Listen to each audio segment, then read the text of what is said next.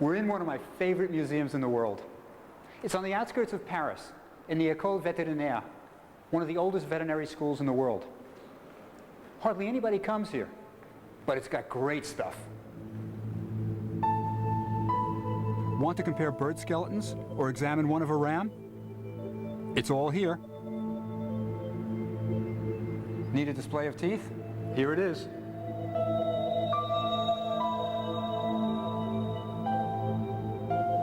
Now I want to show you the reason I brought you here, but I have to warn you.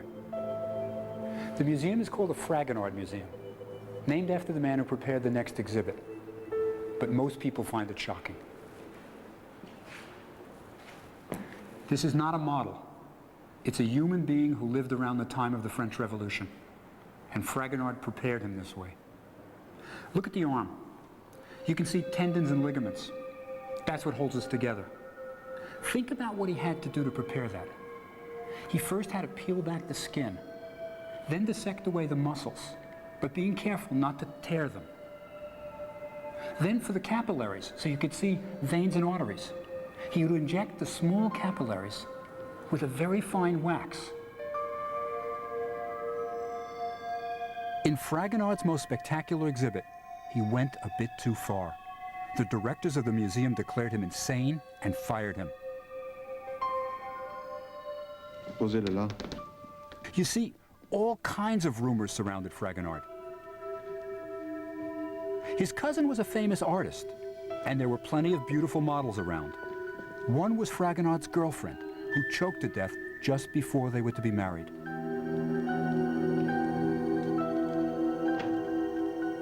It was said that Fragonard preserved her as one of his displays, so he would have her forever. They said she was the rider on the horse. It's not true. Anyone with a little knowledge of anatomy can tell that the rider is a young boy, about 10 years old. But still, Fragonard was viewed with suspicion for what he was doing to human bodies, and was fired. Fragonard inserted glass eyes in his anatomical preparations and posed them in action. He's blurring the line between the living and the dead. And most people are uncomfortable with that. One monarch of Europe was so at home with mummies that he collected them. Your mummy trivia question is, who was he? The answer is Russia's Peter the Great. Peter wasn't the Great just because of his energy and ambition. He was a giant of a man, 6'7". Even the wax figure of him is impressive. When Peter became king, he wanted to Europeanize Russia. So in 1703, he began building a new capital. And he did it, St. Petersburg, one of the most beautiful cities on the planet.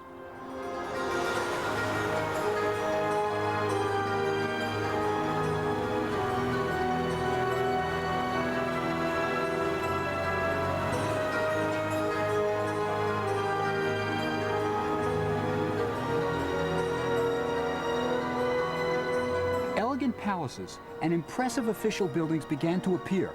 And since they were all built around the same time, they match. But like any great European capital, Peter's city had to have a museum.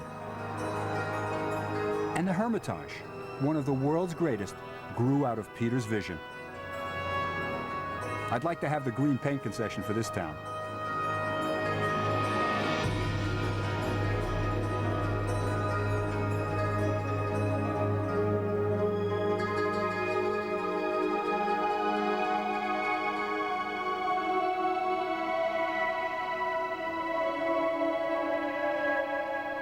Peter's museum was based on the idea of a cabinet of curiosities. But since he was a king, his curiosities were better than most.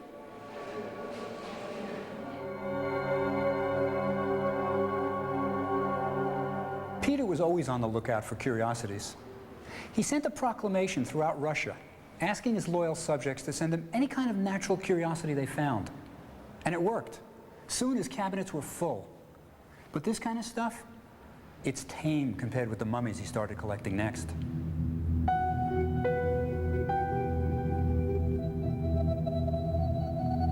The same year Peter sent out his proclamation, he met the Dutch physician, Frederick Rush, who had invented a new technique for preserving his specimens in a fluid he called balsamic liquor, basically brandy.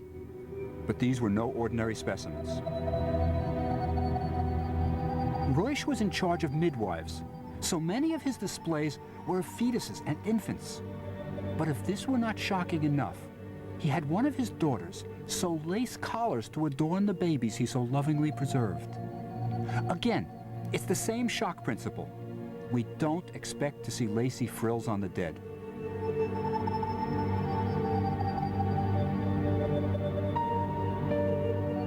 Royce displayed his collection in 5 rooms of his house. And when Peter the Great saw them on a visit to Holland, he bought the entire collection, lock, stock, and barrel. In Peter's day, the little mummies were the museum's featured attraction, and they're still the biggest draw today.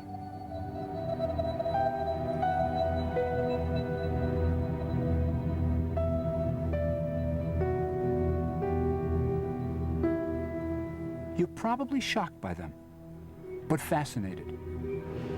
Perhaps you're wondering, how could this happen? Perhaps there's an element of, thank God it's not me. I'm not sure exactly what it is, but they're compelling. But you ain't seen nothing yet. Unwrapped, the Mysterious World of Mummies is brought to you by American Century with over 40 years of investment management experience. It's traveling to more than 1,400 companies worldwide every year. It's knowing unprecedented opportunities exist overseas. It's believing there's no substitute for first-hand knowledge. The American Century International Growth Fund. It's what we call American Discovery. American Century Investments. Contact us or your investment professional. I used to think the casino business was easy. You open your doors and people give you their money. Then Hoyle comes out with this casino game. Now we're working long hours just to keep up. What? Hoyle gives them real casino action, real blackjack, roulette, poker, and slots. What's worse, they get so good, they can clean us out. Sweet dreams. It upsets me. Hoyle Casino, the best-selling casino game, available for PC, Game Boy Color, Dreamcast, and Mac. Rated for everyone. It's the newest adventure in the most popular animated series on video. Whoa. Littlefoot and his friends uncover a mystery. What is a stone of cold fire? In forbidden lands. It's a story of discovery and friendship. What we need with magic when we got each other. Featuring wonderful new songs. Beyond the mysterious beyond. The all-new Land Before Time, The Stone of Cold Fire. Rated G. Own it on video and DVD December 5th. I wouldn't. What? I just wouldn't. One what? Wouldn't do what you're doing. I'm buying a patio set. What's wrong with buying a patio set? There are people in there, my friend. People you don't know. Some good, some not so good. You want to give them your charge card? I'm not worried. You're not worried? I've got people in there, too.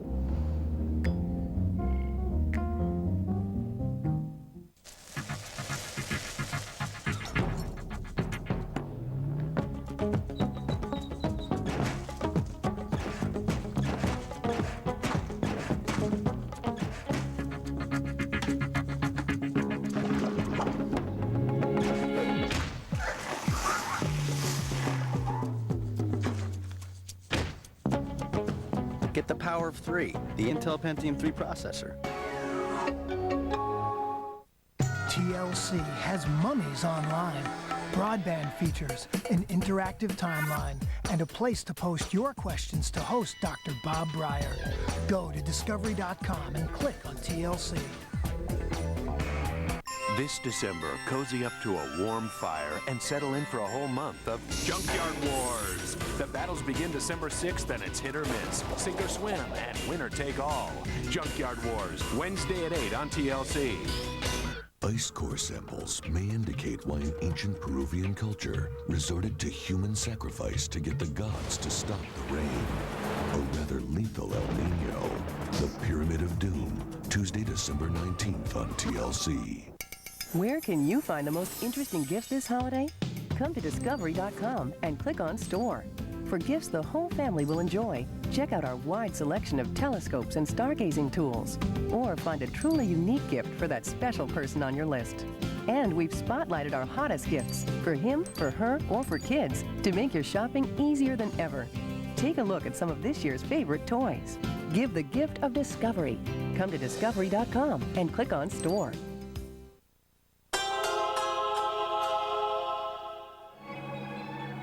The greatest mummy controversy of all time started when Dr. Gunther von Hagens invented a technique for preserving human organs to be used in teaching anatomy. The body part is immersed in chilled acetone and the water removed from all the cells. Then, liquid plastic is infused into the organ, and when it hardens, it's ready for the classroom. This is an actual human heart. It's not a model. It was once beating in someone's chest. You see the white area over here? That's fat. Too many burgers and French fries. That's why he had to have a bypass. The heart has been preserved by an amazing process called plastination. Now, every medical student doesn't have to work with a plastic model. He can hold a real heart in his hands. The controversy started when Dr. von Hagens began plastinating entire people and putting them on display as art. One, the runner, is in mid-stride with his muscles flying backward off the bone. It may be the glass eyes that make it seem so lifelike, or the motion that makes it so startling. But that's just the beginning. When the exhibition opened in Mannheim, Germany, there was a furor. Church leaders branded it a breach of human dignity, and local officials tried to close it on legal grounds. But that's only one side of the story. The public loved it. Thousands lined up for hours to see the preserved bodies of their own species. To meet the demand, the museum had to remain open 24 hours a day. And still there were long lines at 3 in the morning to see the mummies. Clearly, von Hagens has gone way beyond the ordinary idea of a mummy. I work with mummies all the time. I even mummified a human cadaver. But I think he's crossed the line. These are not just anatomical preparations. They're intended to shock the viewer.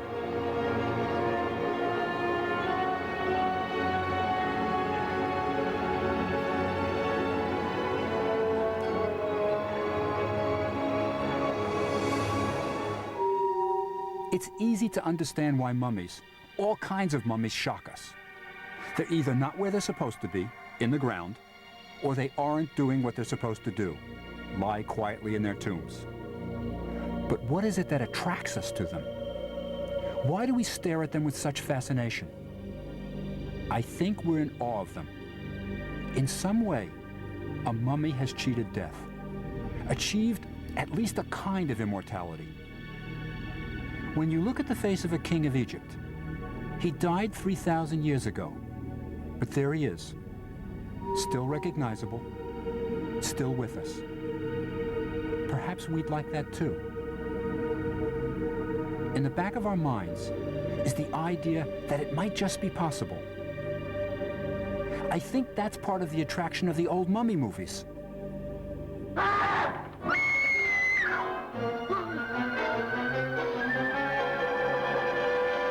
It's strange, isn't it? We like to be scared.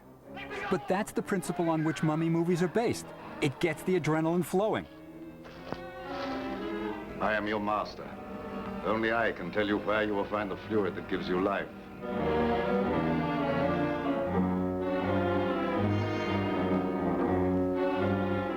Let me show you just how powerful mummies are.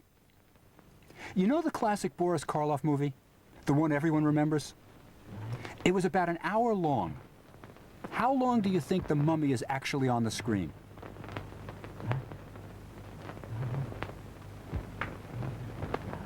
About 45 seconds in the entire film.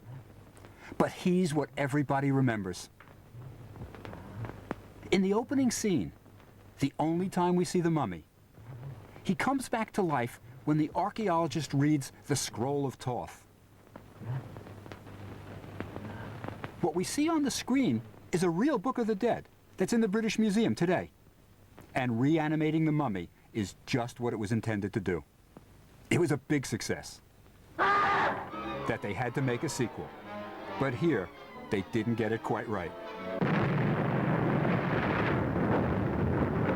I don't mind so much that they dynamited a mountain to discover the tomb. After all, it's a movie, not a school for archaeological techniques. Wow. I have waited a long time for this moment. I can even accept when Professor Petrie finds intact seals on the tomb door, he just smashes them with a pickaxe. Okay, he got excited and forgot to photograph them. But what happens when he finds the mummy really gets me. Watch carefully. What do these lines in his face mean? There's only one answer. He was buried alive. He must have struggled desperately against those bandages. What a terrible way to die. Probably for some sacrilege. Possibly. Have you touched his face? What? Go ahead, touch it.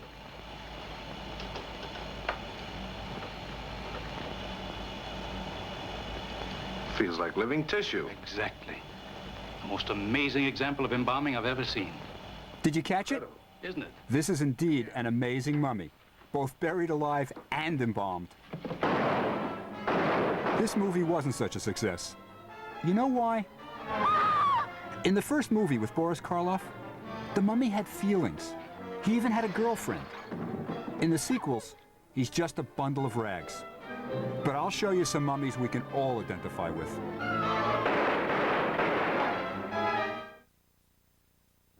Picture this, a life without worry, where problems are quickly solved. Picture a future that's financially secure for you and the ones you love. Picture Nationwide, with auto, home, and life insurance products to protect what you hold dear, and retirement planning to help you prepare for your future. If you can picture it, Nationwide can too. Nationwide, insurance, financial services on your side. An equal housing opportunity insurer.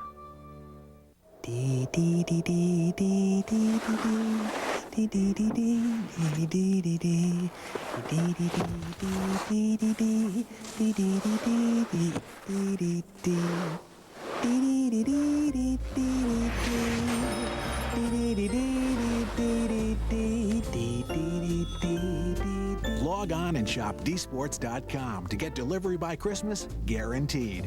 From dsports.com and Dick's Sporting Goods. It's seeking out companies with accelerating earnings, for we believe they have the brightest futures. It's hand-selecting the best of those companies, one by one. It's trusting in a process that can deliver solid, long-term results. The American Century Ultra Fund. It's what we call American Potential. American Century Investments. Contact us or your investment professional. Remember that Y2K thing? Neither do we. But as we stand on the brink of a new century, knowing one way or another we'll never live to see the end of it, we'd like to ask each and every one of you a very simple question.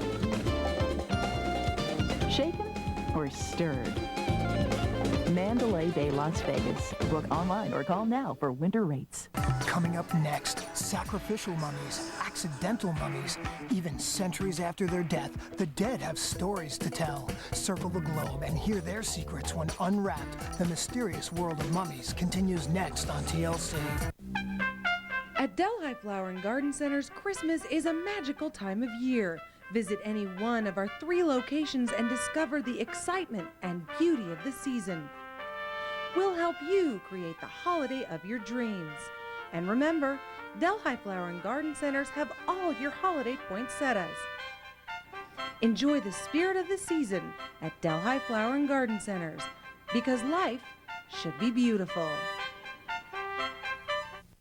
Welcome Stylists Linda Keller and design team invite you to experience the difference this holiday season. Pick up your Identity ID card. It's a free card with discounts and savings of over $100. The ID card offers savings that lets Identity be your one-stop holiday gift shop. Choose from a single service to any one of 13 spa packages. Relax, revitalize, renew. Identity is the only salon with a separate hair color and cutting department. This holiday, give the gift of beauty. Think holiday. Think Identity.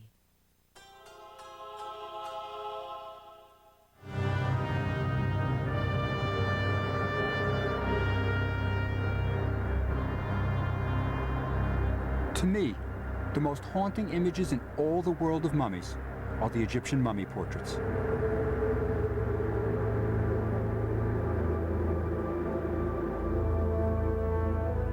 Their cities have been deserted for 2,000 years, but from here came the first realistic portraits in the world. But they were done for the dead.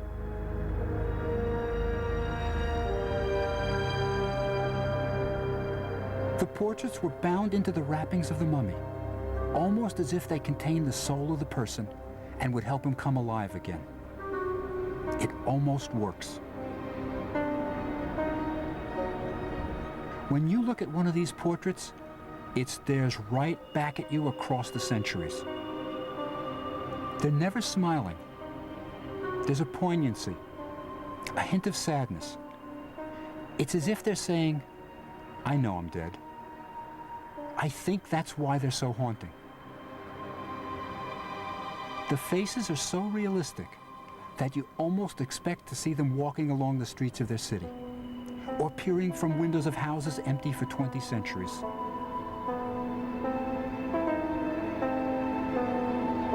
But is this how they really looked? To find out, I had to introduce an ancient mummy to a young lady in England.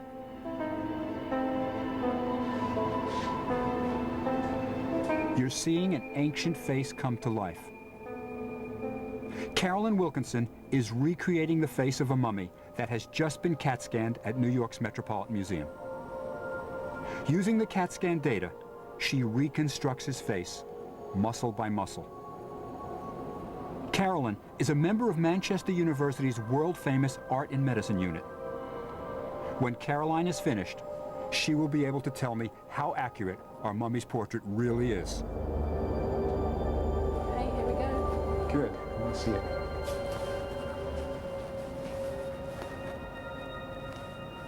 Ooh. He's not exactly like the portrait, is he? No, there are definitely some differences.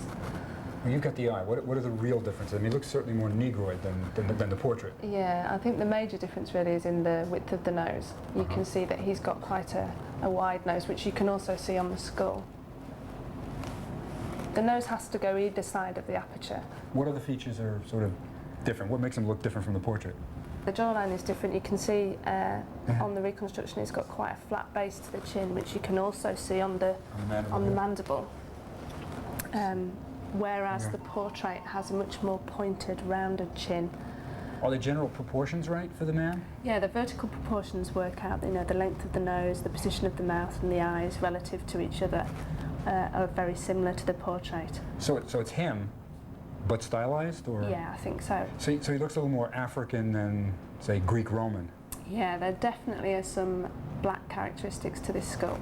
He's quite prognathic. His mouth projects further than the nose, which certainly isn't a European feature. It's not something that you would associate with Greeks or Romans. So I think he's certainly got some more black characteristics on the skull, which you often see with ancient Egyptians.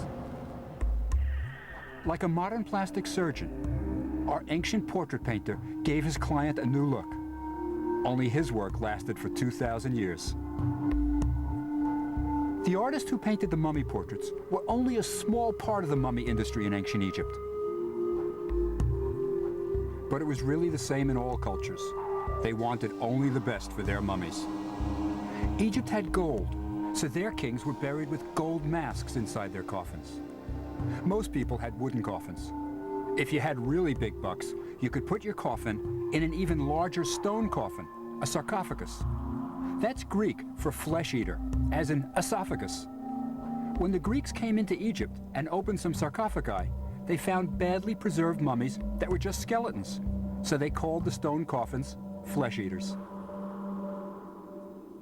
While the Egyptians were protecting their mummies with gold, wood, and stone, a South American culture devised a totally different way of sending their mummies off to the next world.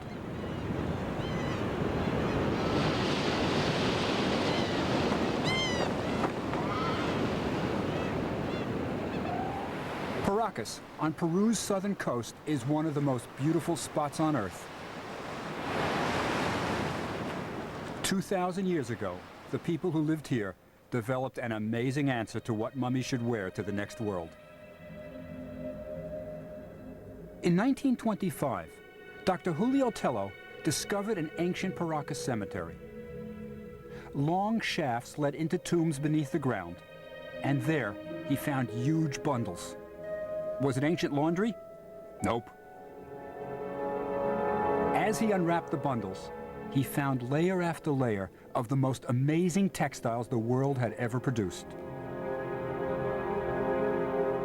Then, at the center of the bundle was the cherry in the chocolate, a mummy. Like the Egyptians, the Paracas people believed their mummies had to be protected by something special. Without wood for coffins, they relied on what they had, their incredible weavings. It seems as if all civilizations look for something special for their mummies. What it is depends on their natural resources. But if you think these clothes are amazing, wait till you see the mummy wear the Chinese created for their mummies.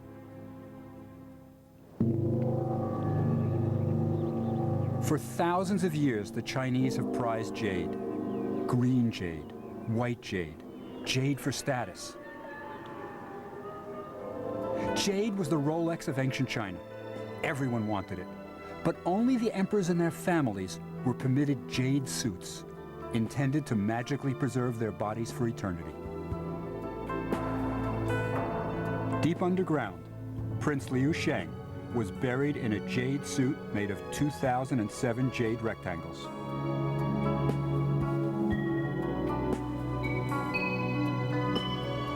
He had a complete outfit: helmet, tunic, pants, gloves, and boots.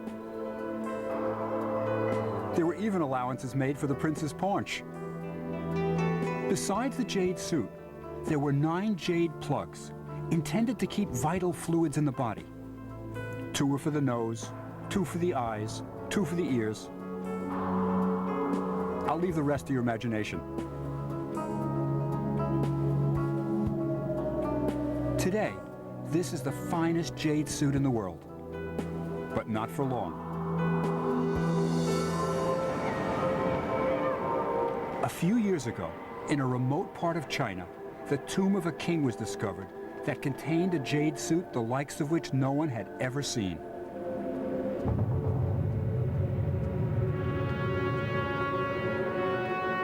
The tomb has been enclosed to make it accessible to visitors, but you can still get an idea of the size of it.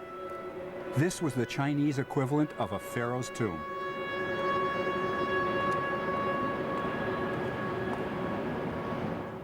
It must have taken an incredible amount of man-hours to carve this tomb.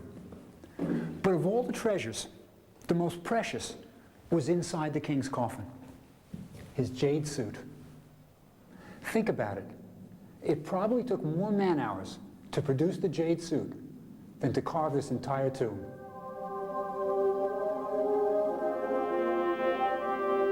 Ancient robbers ransacked the tomb and pulled out the gold wire that held the jade suit together, scattering the pieces all over.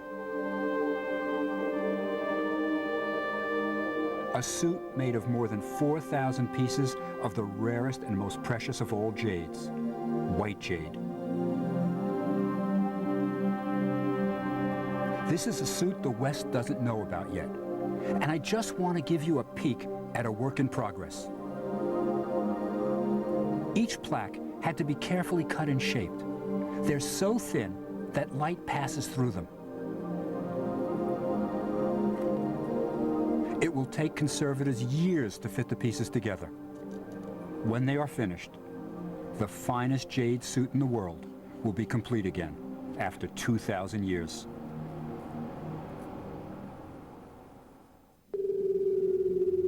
Sometimes mummies lose the battle against time. Sometimes they lose to tomb robbers. Worst of all is when they lose to archaeologists, which is just what happened to Tutankhamun's mummy.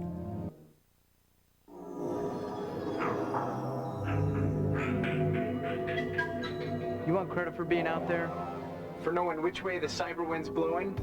Well, here it is. The Smart Visa card from First USA.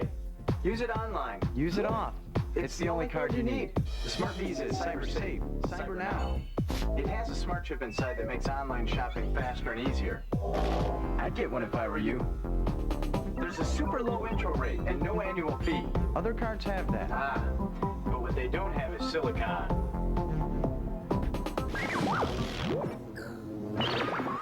This chip stores all your personal info. Site passwords, profiles, mailing addresses, everything. And it sort of flashes it whenever you use the card. That means you're not inputting all this stuff over and over. And you're not leaving it out in cyberspace either. It stays in the smart chip on your smart card. Safe and secure. When you're approved, you can get a free smart card reader. It's how you use your card online to maximum benefit. Apply now. Transfer balance and get a super low 1.9% APR for 6 months. After that, you move to a rate that's still real low. Plus, Smart Visa gives you 5% cashback savings at e-merchants like Amazon, Bluefly, eToys, and more. Get fail-safe fraud protection, get online billing too. This card is there. It's everywhere. This smart card's a Visa, accepted at 19 million locations worldwide. You'll have a credit line from $5,000 to $100,000. Dedicated 24/7 card member service, and no annual fee. Listen, smart chip technology, it's getting smarter every day. There's even cooler stuff coming, and you can upgrade your card from home. So if you want what's next, first, get the Smart Visa card from First USA. Call and apply now, or visit ordersmartvisa.com. Get a super low intro rate, no annual fee, cybersecurity, and the future. Coming up next, sacrificial mummies, accidental mummies. Even centuries after their death, the dead have stories to tell. Circle the globe and hear their secrets when Unwrapped, the mysterious world of mummies, continues next on TLC. On an all-new Trauma, You're in a very bad accident. a young man takes a 2-story dive and is left paralyzed. It's very badly crushed here. Surgeons attempt radical surgery to save his life. Don't miss Trauma, Life in the ER, Tuesday at 8 on TLC. Now meet me at the junkyard, where the competition reigns. We'll fight it in the junkyard. It will never be the same. Techno ingenuity isn't all that easy. Teams are busy building the invention of the day. Junkyard Wars. Get ready. New episodes start December 6th on TLC. Start now, you can't delay. This is Las Vegas, Sin City, a place where daredevils fly across the sky. Getting an edge over the house is a science, and any blue-collar Joe could be king for a day. Knievel, Vegas and the King, next Sunday night on TLC.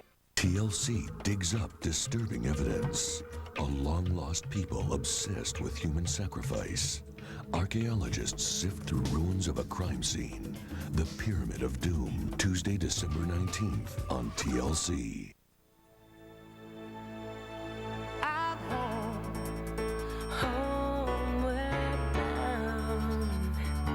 I wish I was home, homeward bound.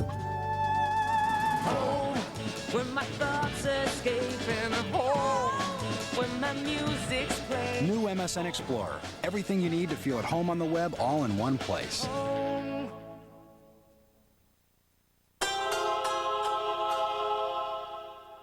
This was an era before DNA and CAT scans. But this casual attitude towards mummies continues even today. And there are plenty of mummies out there still in danger.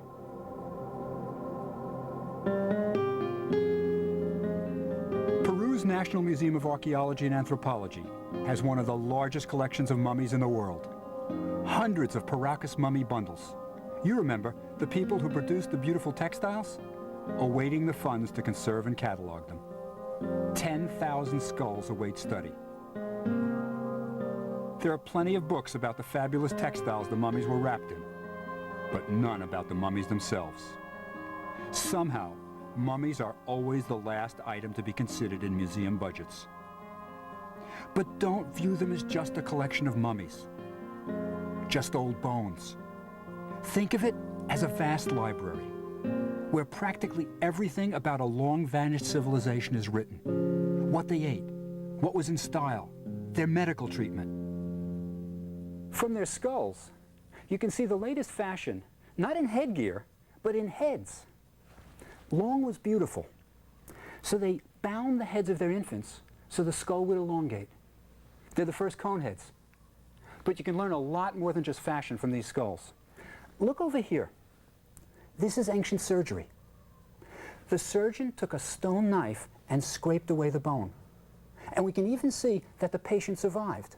Look closely, you'll see that the bone grew back.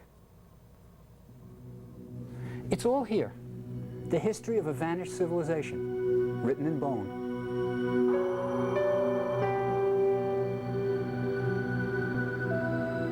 All across South America, mummies are losing the battle against huaqueros, the pot hunters.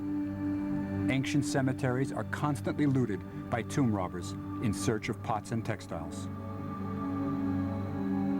The mummies are often destroyed, the priceless information they held gone forever. In this one valley in Peru, there are 200 ancient cemeteries, and scientists are racing to save the mummies from looters.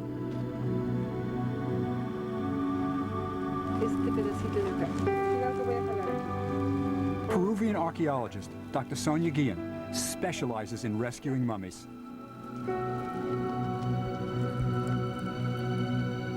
With her dedicated team, she saves mummies from tomb robbers.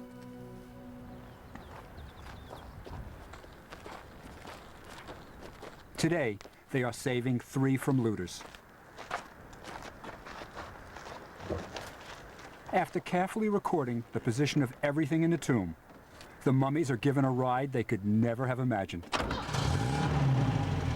They are going to Centro Malqui, the only research facility in the world dedicated to mummy conservation. I think of it as a home for abused mummies. Within the safety of the center, every aspect of the mummies will be documented and conserved, from teeth to textiles. Today has been a good day. Huaquero 0, Sonia Guillen 3. But sadly, the mummies are usually on the losing side.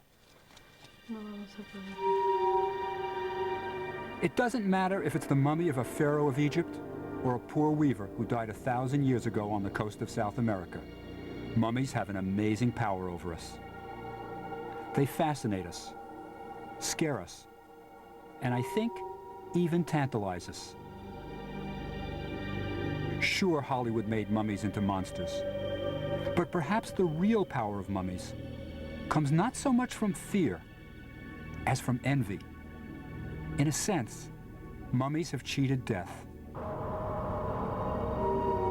There, after thousands of years, is a recognizable human being, almost looking back at us. And we wonder, perhaps it doesn't have to end after all. Mummies. Each one's an encyclopedia. A tooth can tell you when they were sick. A hair, what they ate. An X-ray can tell you how they died. It's as if they've cheated time so they can tell us their secrets.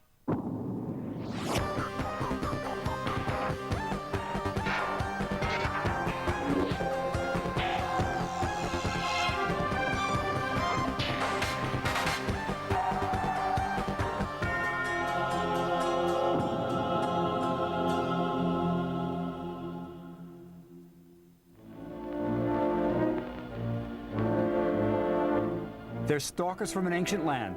They've been buried alive and they're out for revenge, so you'd better watch out.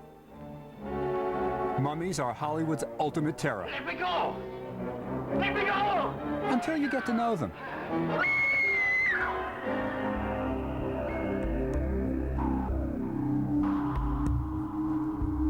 In the movies, the mummy always meets a grisly end.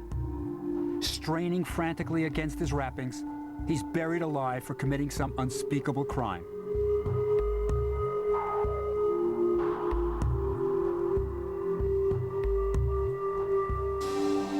The mummy movies play on the fear of being buried alive. In the 19th century, it was a real possibility.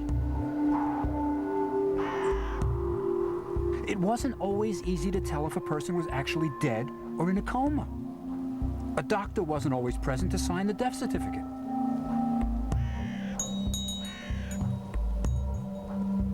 To guard against being buried alive, coffins were designed to prevent premature burial. If the deceased suddenly awoke, the slightest twitch of a finger would ring a bell. Hope you get this in pain. I hope so, too. Hopefully, someone would hear the bell, and gravediggers would frantically dig you up. As long as it keeps ringing. Right. Almost there. And presto, you're saved from a terrible fate. But you know, being buried alive is pure Hollywood. We don't know of a single Egyptian mummy that was buried alive. And they certainly didn't come out of their coffins and prowl graveyards. Hollywood mummies are a lot of fun to watch. But for me, mummies are more about science and knowledge than they are about screams and horror. I'll show you.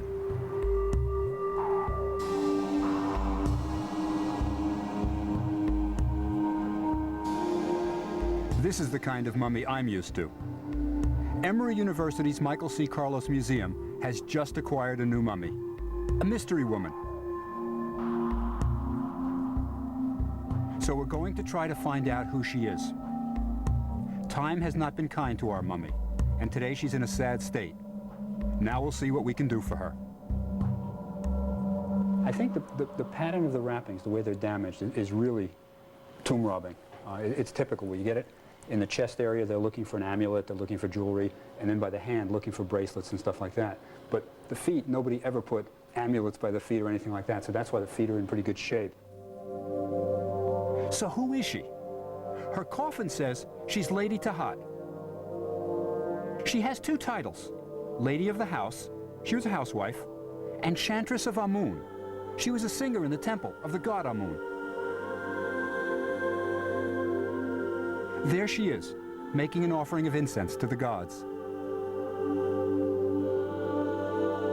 But do we really have Lady Tahat? Often, when mummies and coffins were sold to tourists in the 19th century, it was a case of musical mummies. You don't want the mummy, just the coffin? No problem, we'll take out the mummy. Later, when someone else wanted a coffin with a mummy, the dealer would find a spare mummy and put it in the case. So we're not sure if our mummy is Lady Tahat, singer of Amun. That's one thing we'll try to figure out today. Mummy wrappings are an important part of any mummy study. So I'm happy to have Mimi Levesque, a textile conservator, working with me. Yeah. What do you think from the quality of the linen? This would be a wealthy person because there's a lot of fine linen in there? Or? It's hard to say. It's not fancy linen, but there's certainly a lot of nice linen, so it's possible that her own garments were used. I'll move this. Okay. And you pull that off. Can we have a bag for this? Baggy, and we think, and mark it with piece of skin from left hand.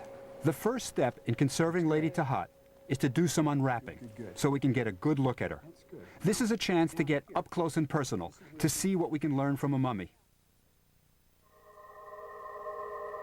As recently as the 19th century, mummy unwrappings were social events.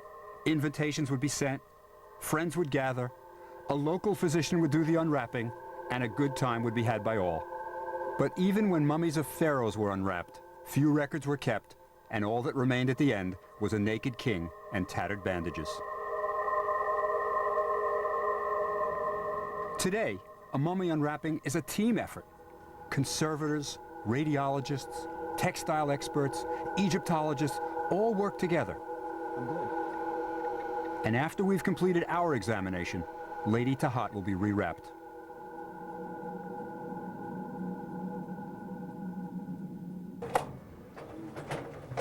X-rays will tell us a lot about our mummy. So here we're looking at the pelvis. Dr. Bearfield quickly determines that the mummy is indeed a female. Now, how can you tell sex? How do we know we're looking at a female pelvis, for example? Well, the general shape of the pelvis, the wideness right in through here, it looks much more like a champagne glass as opposed to a wine glass. For the male, it looks very deep down in here. With a female mummy, we may indeed have Lady Tahat, but we need more information. X-rays are good for broad views. CAT scans are what we use for the details. They reveal that the embalmers were not very careful.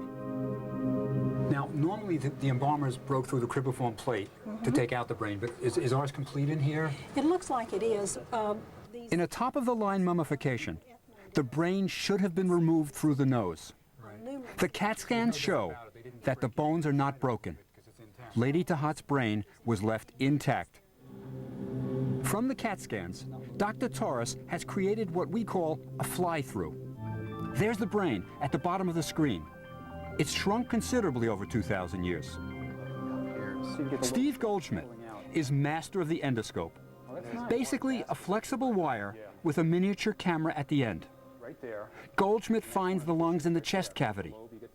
Our embalmers were really lazy. The lungs were left intact. We know we have a female, and she was poorly mummified. But is she Lady Tahat? Stuck in the bottom of the coffin are bandages from the original occupant. If the coffin bandages match tears on the back of our mummy, we can be pretty sure we have Lady Tahat. Do you want me to adjust the light, or is it still okay? It's still great.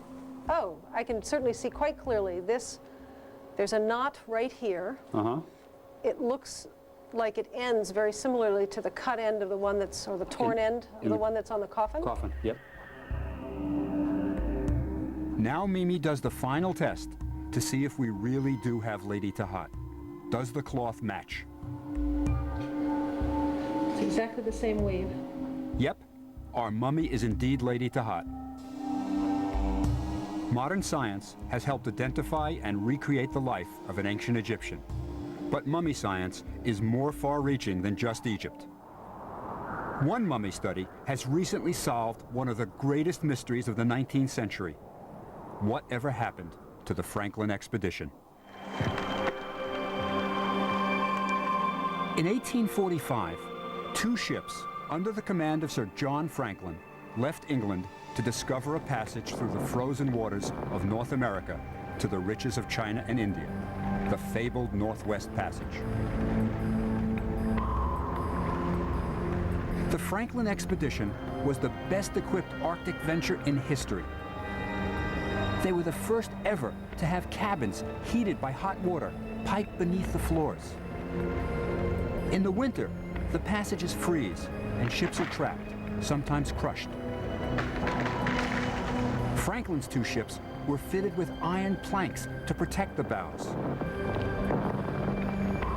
They brought huge quantities of food, enough for 5 years. But the most innovative provisions were tinned foods, a recent invention. 8,000 cans of meat, soup, vegetables were loaded onto the two ships when they left England in May of 1845.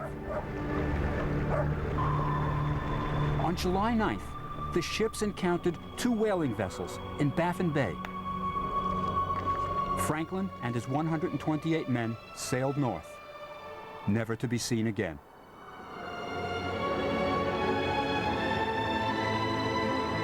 The Franklin expedition became a national cause for Victorian England. Her Majesty's government offered a £20,000 reward to anyone who could find and assist the expedition. In August of 1850, the first traces of the expedition were found. Empty food tins.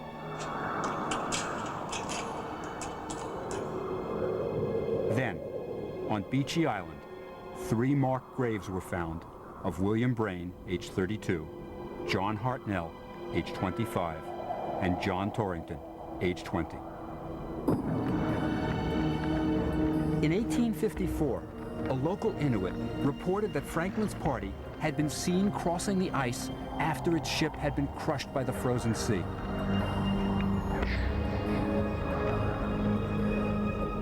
Finally, a lifeboat was found, containing 2 human skeletons, still in their clothes, holding double-barreled guns. The lifeboat was loaded with a bizarre assortment of items: toothbrushes, soap, books, even a writing desk. In their demented state, the crew had attempted to pull useless items across the ice to civilization. As the decades passed, no one ever learned what had happened to the 129 men. They simply disappeared into history. In 1981, forensic anthropologist Dr. Owen Beatty began to unravel the mystery of the lost Franklin expedition. In the areas where traces of the expedition had been found, he recovered human bone fragments. Back in his laboratory at the University of Alberta, he discovered that they contained 10 times as much lead as normal. Did the Franklin expedition die of lead poisoning? But were the bones really from the expedition members?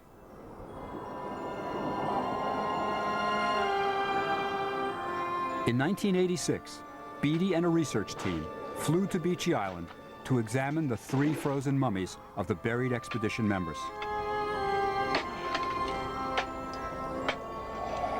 Beneath the permafrost, a coffin began to emerge. The team heated snow to pour on the coffin to thaw it so the lid could be lifted. Careful. Then the team came face to face with John Hartnell, 25-year-old able-bodied seaman. He was perfectly preserved. Button right there, nice button. And a red beard. Hello. He's been autopsied. He's been autopsied. Oh. Y incision. But an upside-down Y. Yeah. Now, this sort of thing has never been seen before. This is absolutely unique. The ship's surgeon, more than a century earlier, had attempted just what Owen Beatty was doing, trying to find out what killed John Hartnell. Beatty took samples of hair, bone, and tissue for later analysis, and then moved on to the body of William Brain. It's loose down here. Brain weighed less than 90 pounds. Signs of a long, lingering illness. Get that? Samples were taken and flown to the University of Alberta Hospital for analysis.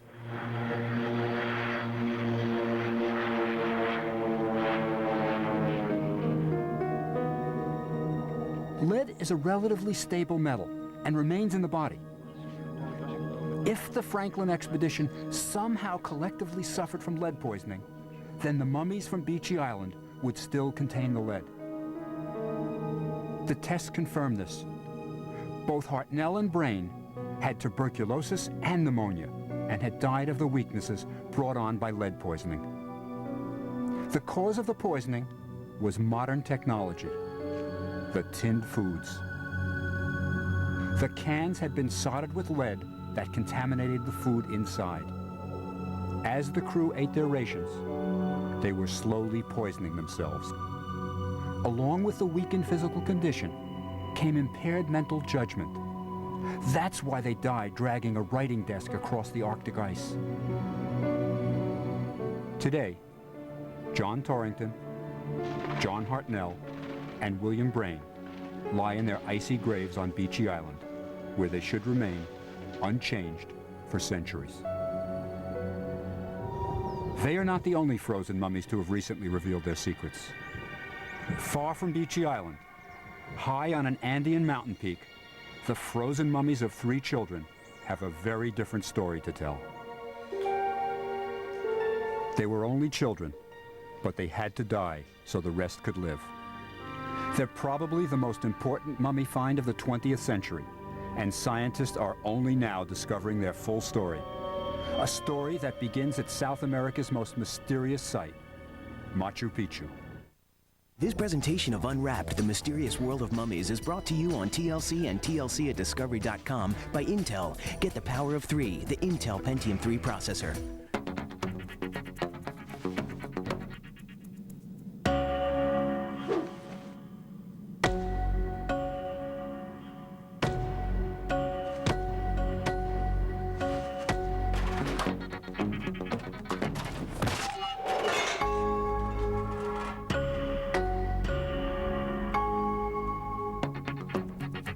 power of 3, the Intel Pentium 3 processor.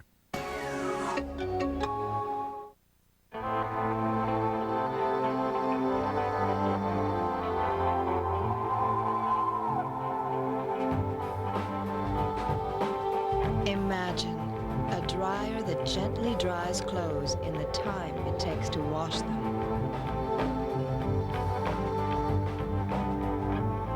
The new Sension dryer from Whirlpool makes time fly. Whirlpool, just imagine.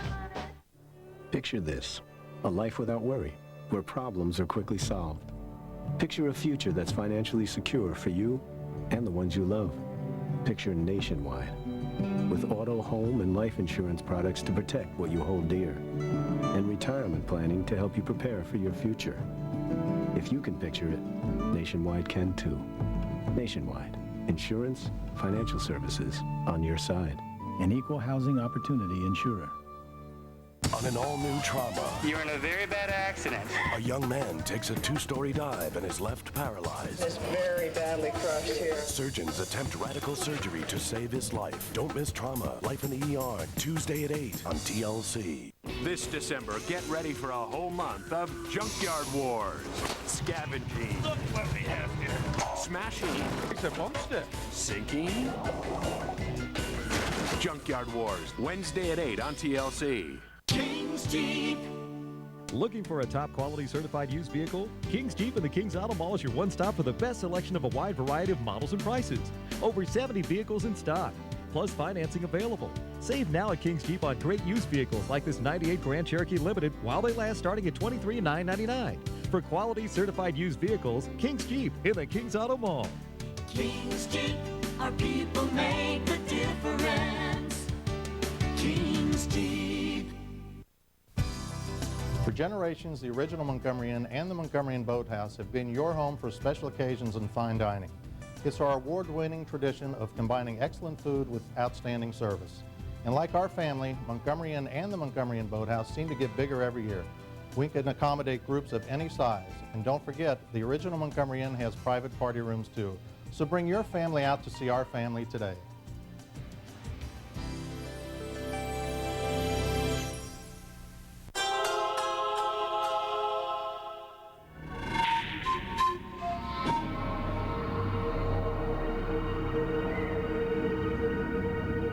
Peru's Machu Picchu is so remote that it wasn't discovered until 1911 by the American explorer Hiram Bingham. Bingham thought he had found the legendary lost city where the Virgins of the Sun served the Inca king. It all made sense. Fortified location, amazing architecture. This was a city fit for a king. Bingham's expedition searched the jungle around Machu Picchu for caves, which they thought might be good burial sites. I want to show you one of them. Come on in here.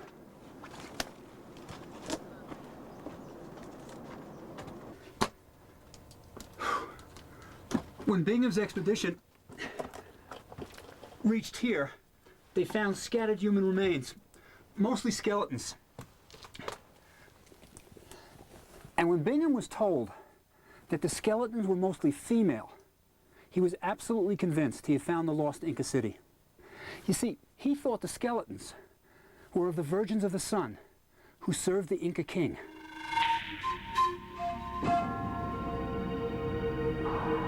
But Bingham was wrong. He hadn't found the fabled city he was looking for. That was for later archaeologists to discover. And the bones of the Virgins of the Sun? Modern anthropologists recently determined they were half males and half females. Just burials of Machu Picchu's middle-class residents.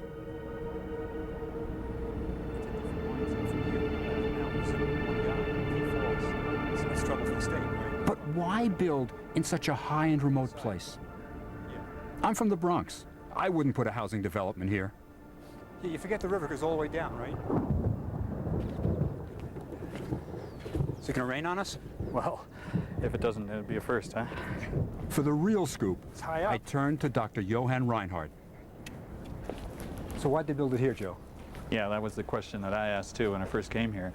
The setting is what first struck me, because we know the Incas considered the mountains that are around here sacred. And when you get into this particular place, you have a bunch of things take place which is just unique. This place is the center, the sacred center for the Incas.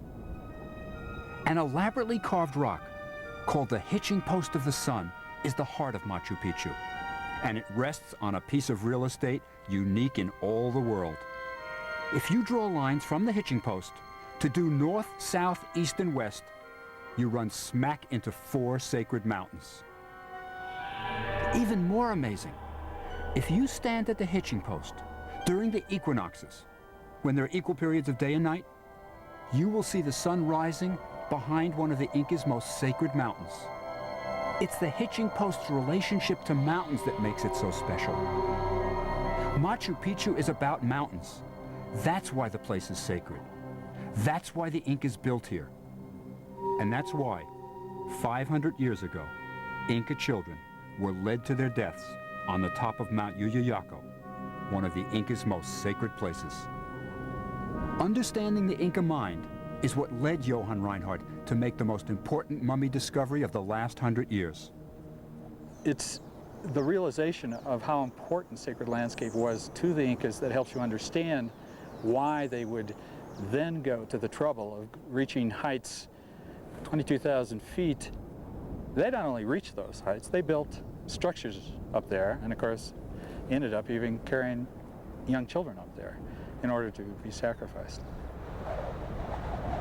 Well, I picked Yuyayaco because at 22,000 feet it has the world's highest archaeological site, and I figured if we were ever going to find perfectly frozen mummies, it would have to be there. What was the hardest part for you getting up there? Getting up there was just carrying the gear up, I think. Getting my own body up was something else, but we had to carry fairly heavy loads because we were going to stay. At 22,000 feet, it's obviously difficult to breathe and so forth. So the hardest part is, I guess, just carrying that heavy pack to that altitude. We've worked on several of these mountaintop ruins before, and the ceremonial platforms that they build are pretty obvious, and we knew that at least that was the first place to start.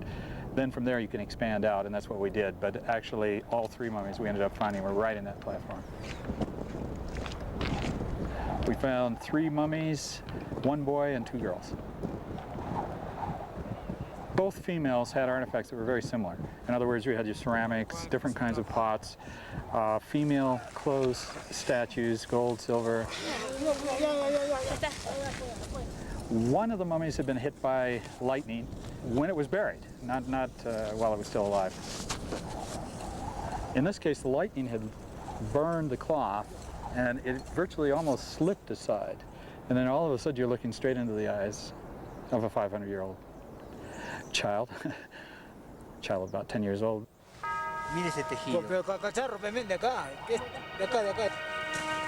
These weren't the children of their enemies. They were their own sons and daughters. To appease the mountain gods, the Incas were offering their most precious possession, their children.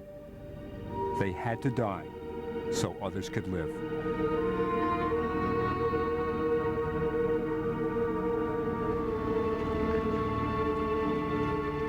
Reinhardt's Inca mummies are exciting, but I think we're only seeing the beginning.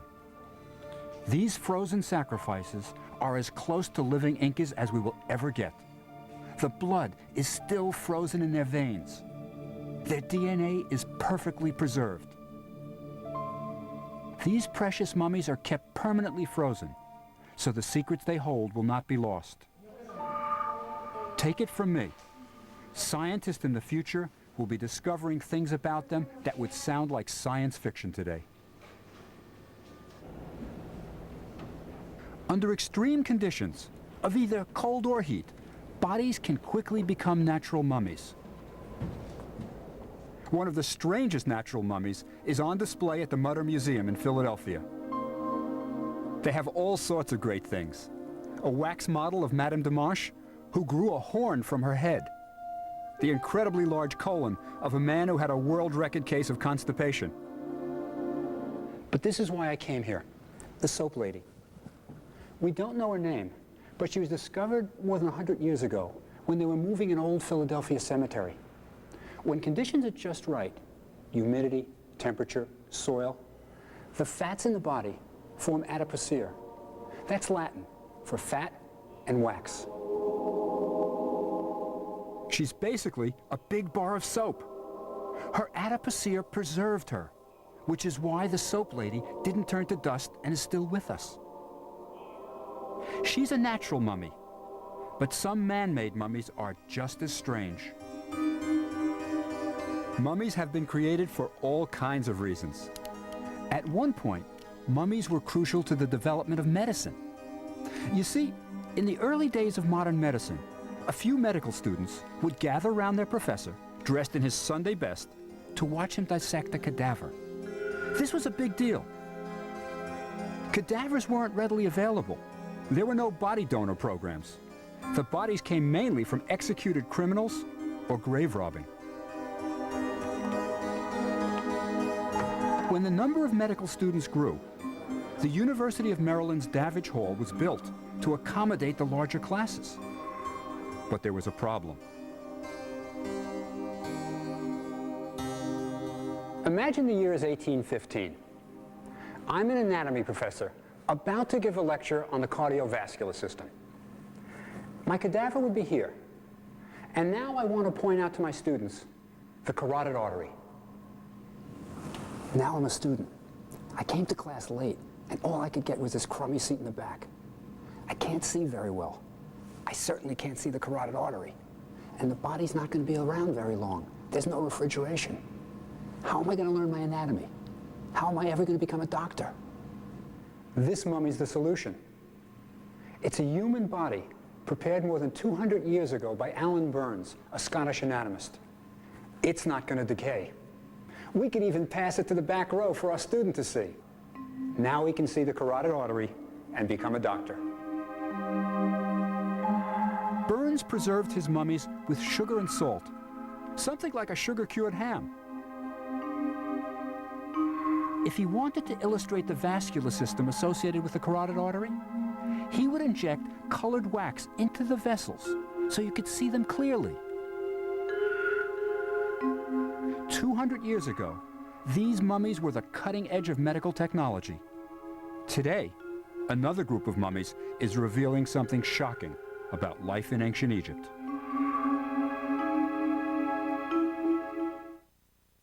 Unwrapped, the mysterious world of mummies is brought to you by American Century with over 40 years of investment management experience, and by MSN, everything you need to feel at home on the web all in one place.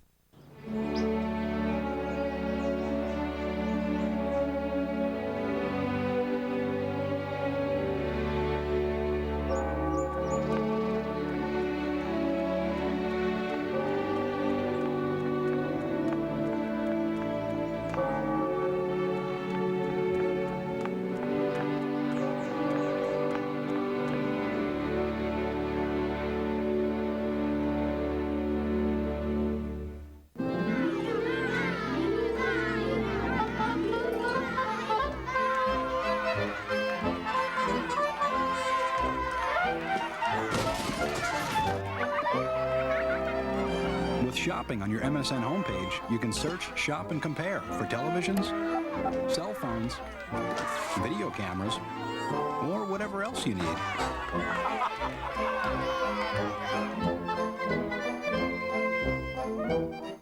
It's the newest adventure in the most popular animated series on video. Whoa. Littlefoot and his friends uncover a mystery. What is a stone of cold fire? In forbidden lands. It's a story of discovery and friendship. What we need with magic, when we got each other. Featuring wonderful new songs. Beyond the mysterious beyond. The all-new Land Before Time, The Stone of Cold Fire. Rated G. Own it on video and DVD December 5th. Look, Howie, wireless phones for the holidays from Radio Shack. Buy one, get one free. Really? Uh-huh. So I got one for my mom. And who are you giving the other one to? Actually, I got a lot of cool gifts there. Right. So who are you giving the other one to? You know me, Howie, always willing to give. I know. Who are you giving this to? Oh, did I get 2 phones? Happy holidays. Give the gift of staying in touch. Buy 1 phone with Verizon Wireless Service and get the 2nd phone free. Radio Shack, around the corner and around the clock. I used to think the casino business was easy. You open your doors and people give you their money. Then Hoyle comes out with this casino game. Now we're working long hours just to keep up. What? Hoyle gives them real casino action, real blackjack, roulette, poker, and slots. What's worse, they get so good, they can clean us out. Sweet dreams. It upsets me. Hoyle Casino, the best-selling casino game. Available for PC, Game Boy Color, Dreamcast, and Mac. Rated for everyone. Ladies and gentlemen, welcome to Vegas! Enter the polyester world of Elvis impersonators, the men and women who take the king very, very seriously. Are they stars or do they have a rhinestone loose? Next Sunday night on TLC. Ice core samples may indicate why an ancient Peruvian culture resorted to human sacrifice to get the gods to stop the rain. A rather lethal El Nino. The Pyramid of Doom, Tuesday, December 19th on TLC. Go online now and take TLC's Mummy Trivia Challenge for your chance to win $25,000. Search for clues to the world's most bizarre and revealing mummy facts to answer our trivia questions. If you know your stuff, you could wrap up $25,000. Go now to Discovery.com and click on TLC. Then see how the dead are living. Unwrapped, the mysterious world of mummies, premiering Sunday, December 3rd on TLC.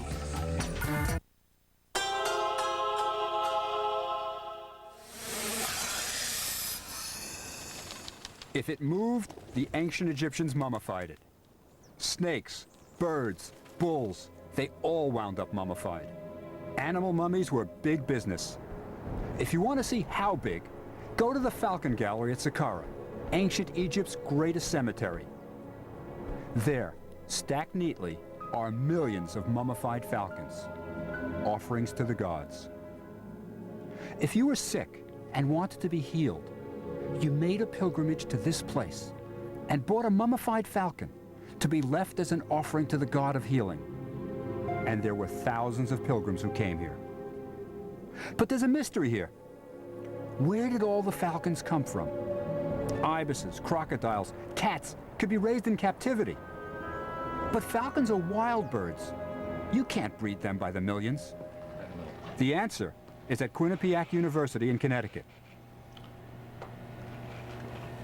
Just keep your hand on it. Quinnipiac's Bioanthropology Institute includes a team of 3 radiologists who specialize in X-raying mummies. I love these guys. They're wild men. Ron Beckett, Jerry Conalog, and Bill Hennessy will go anywhere in the world to X-ray a mummy.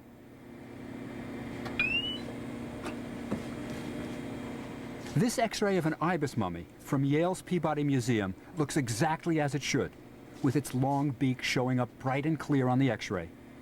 But I'm more interested in the falcon mummy they're X-raying. Okay, all set.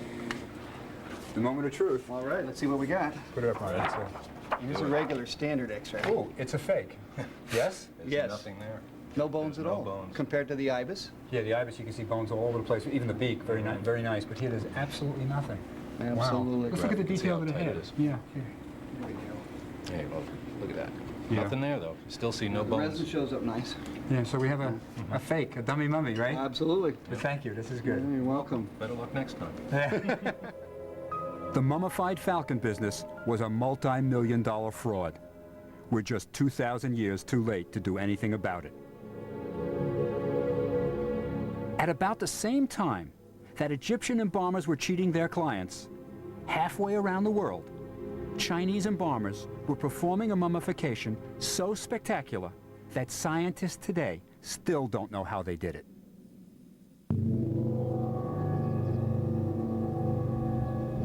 It isn't surprising that the people who invented gunpowder, printing, and my favorite, pasta, also produced the most remarkable. The body was more than 2,000 years old, but its limbs were still flexible. Look at how they keep poking it. They can't believe it. This is a mummy the West hardly knows about, and we'll get a closer look at it later. But to understand just how incredible this mummy is, Let's first look at another amazing Chinese mummy. One even Chinese scientists haven't studied. So our journey starts in Guilin, in southern China.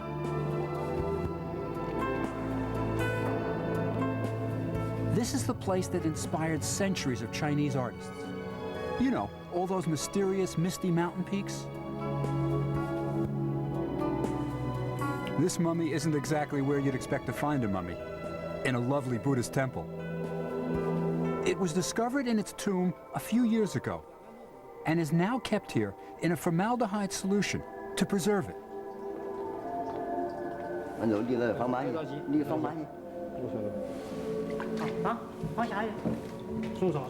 Once a year, a small team of dedicated technicians make the trip to Guilin to change the formaldehyde. I planned my visit so I could be there on the day they changed the solution. I wanted to see this mummy up close. There's no question about it. It wasn't eviscerated. The internal organs are still inside because there's no incision.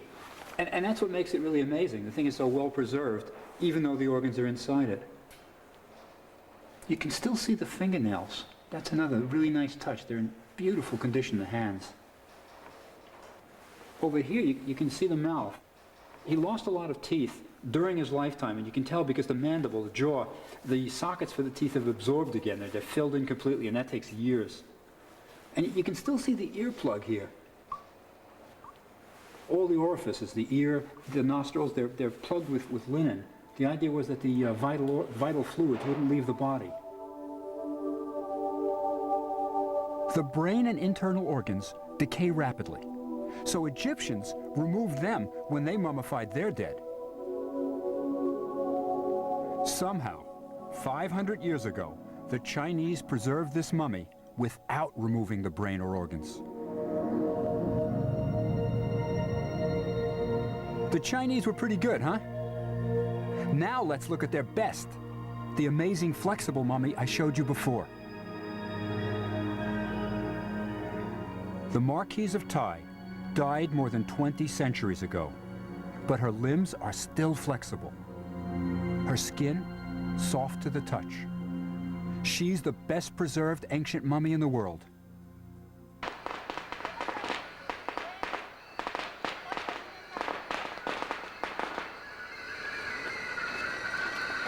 Her tomb in Changsha was discovered because Chairman Mao was afraid Russia was going to bomb China. So he ordered hospitals to be built underground and in mountainsides for protection. Workers started tunneling into one of the mounds at Changsha to build a hospital there. When the workmen reached about here, they took a break. One of the men lit a cigarette, and the walls were covered with blue flames. They ran out, thinking it was ghosts. It was just a small pocket of methane gas. What they didn't realize is that they were about to make one of the greatest archaeological discoveries of all time.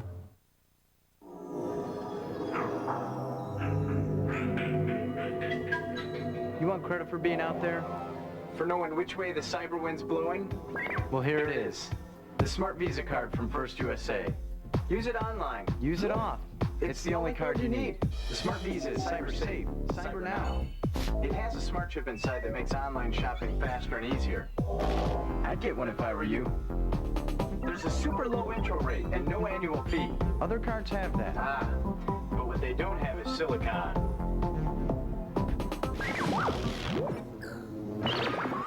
This chip stores all your personal info. Site passwords, profiles, mailing addresses, everything. And it sort of flashes it whenever you use the card. That means you're not inputting all this stuff over and over. And you're not leaving it out in cyberspace either. It stays in the smart chip on your smart card. Safe and secure. When you're approved, you can get a free smart card reader. It's how you use your card online to maximum benefit. Apply now. Transfer balance and get a super low 1.9% APR for 6 months. After that, you move to a rate that's still real low. Plus, Smart Visa gives you 5% cashback savings at e-merchants like Amazon, Bluefly, eToys, and more. Get fail-safe fraud protection, get online billing too. This card is there. It's everywhere. This smart card's a Visa, accepted at 19 million locations worldwide. You'll have a credit line from $5,000 to $100,000. Dedicated 24/7 card member service, and no annual fee. Listen, smart chip technology is getting smarter every day. There's even cooler stuff coming, and you can upgrade your card from home. So if you want what's next, first, get the Smart Visa card from First USA. Call and apply now, or visit ordersmartvisa.com. Get a super low intro rate, no annual fee, cybersecurity, and the future. TLC has Mummies online, broadband features, an interactive timeline, and a place to post your questions to host Dr. Bob Breyer. Go to discovery.com and click on TLC. On an all-new trauma, You're in a very bad accident. a young man takes a 2-story dive and is left paralyzed. It's very badly crushed here. Surgeons attempt radical surgery to save his life. Don't miss Trauma, Life in the ER, Tuesday at 8 on TLC. Since 1926, the holidays in Cincinnati have meant one thing. It's time for Esther Price Candies. This holiday season, don't forget to mail Esther Price Candy to all your loved ones on your list. Parents, grandparents, sweethearts, or even your customers and associates. Anyone with a taste for Cincinnati's traditional holiday treat, Esther Price Candies. Show you care this holiday season with Esther Price Candies, and don't forget to ask about our party trays. So call us or go online at www.estherprice.com.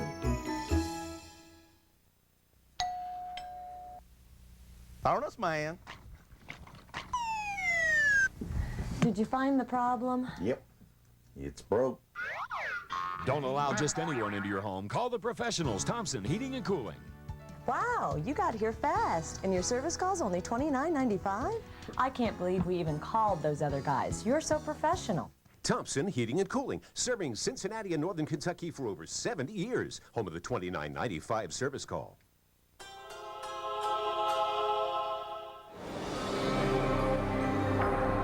This was China's equivalent of Tutankhamun's tomb. An undisturbed tomb packed with treasures. But because of the Cold War, the West hardly knows about it. 4 months of excavation uncovered a huge sunken tomb constructed of wood, with chambers for all of the Marquise's possessions. The Marquise liked her comforts and brought a small army of servants for the next world. She also liked her food. Excavators found piles of food, hundreds of bowls and pitchers that still held water. Wonderful stuff, but to me, the greatest treasure was the mummy. Carved lacquered coffins held her body. When the coffins were dismantled, there she was, the Lady Chang, Marquise of Tai, wife of the governor of the province. She's not pretty, but she's the most amazing mummy the ancient world ever produced. Come over here. I want to show you something just as incredible. These are her internal organs, and these are the intestines. We all have about 22 feet of them. They look pretty much like intestines you might find in the anatomy lab of my university, of somebody who died 2 weeks ago. Except these are 2,000 years old. Because of her amazing condition, it was possible to perform a nearly normal autopsy to determine the cause of death. Food and utensils in the tomb suggested she liked to eat, and the autopsy revealed that her eating probably did her in. Her stomach contained 138 mushmelon seeds, the remains of her last meal. That's not bad. At least it's low in cholesterol. But her arteries, especially the coronary artery, were clogged with plaque. By itself, this might not have been fatal, but a gallstone completely blocked the lower end of the bile duct, increasing pressure on her clogged arteries. She probably died of a heart attack. I bet you're wondering, how'd they do that? How is it possible to preserve a mummy for 2,000 years so it's still flexible, with all the internal organs intact. The innermost of her 3 lacquered coffins was filled with gallons of a mysterious yellow liquid. Was this liquid the secret to her preservation? Scientists analyzed it and discovered it contained mercury. My bet is that's the key. Mercury has antibacterial properties. That's why the Marquise's body remained in suspended animation for 2,000 years.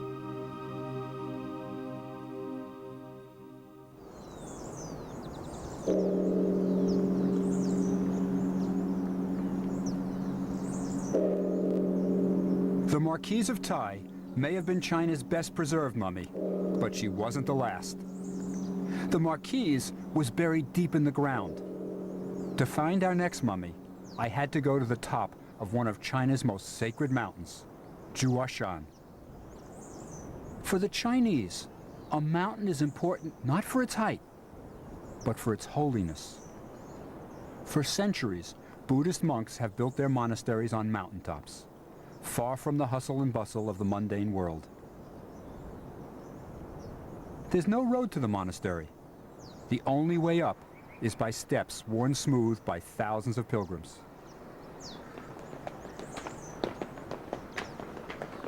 "400 years ago, a monk named Wu Sha came to this mountain and stayed for the rest of his life. For 28 years, this pious monk copied Buddhist scriptures using ink made from his own blood mixed with powdered gold.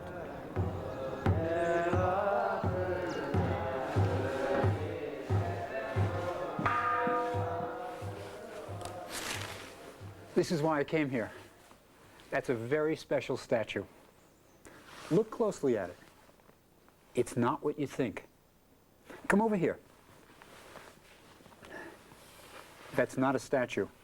That's Wu Sha. When he died, his fellow monks gilded him.